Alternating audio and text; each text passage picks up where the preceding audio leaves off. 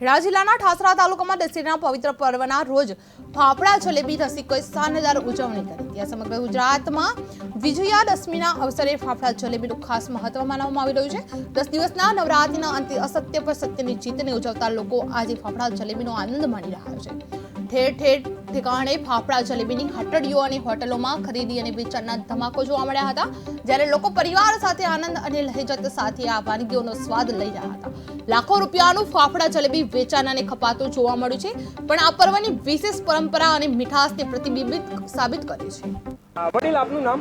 અશોકભાઈ। અશોકભાઈ, ક્યાંથી આવો છો? વણોતીથી। આજે દશેરા છે અને તમે અહીં આવ્યા છો, શું કહેશો?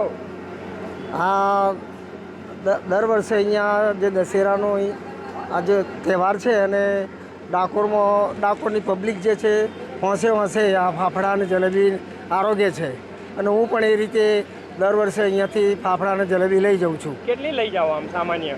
સામાન્ય 250 ગ્રામ, એ તો સભ્ય સંખ્યા ઉપર આધાર, 250 ગ્રામ 250 ગ્રામ। શું આપનું શુભ નામ? મારું નામ કલ્પેશ કુમાર બુદ્ધિલાલ શાહ।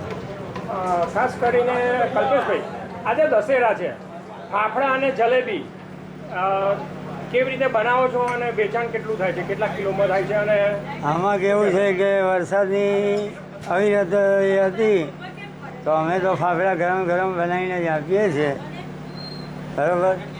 વરસાદનું માહોલની વચ્ચે ફાફડા ગરમ બનાવવા જ પડે અને ફાફડા ગરમ બધાને આપવાના। સામાન્ય જલેબી કેટલા કિલો આમ બનતા હશે ફાફડા અને કેટલું વેચાણ થતું હશે? બહુ નહીં, કારણ કે વરસાદના હિસાબે સવારથી સાંજ સુધીમાં 20-25 કિલો જેવા બને। અને જલેબી કેટલી બનતી હશે? જલેબી તો ઓલ શું છે આપનું શુભ નામ?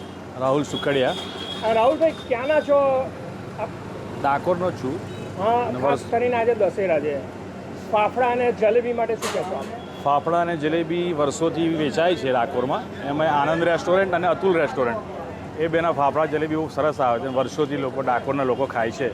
અને એક દિવસ નહીં, 365 દિવસ ફાફડા અને જલેબી અહીં બનતી હોય છે, એટલે વધારે સરસ ફાફડા અને જલેબી અતુલ અને આનંદ રેસ્ટોરન્ટના હોય છે।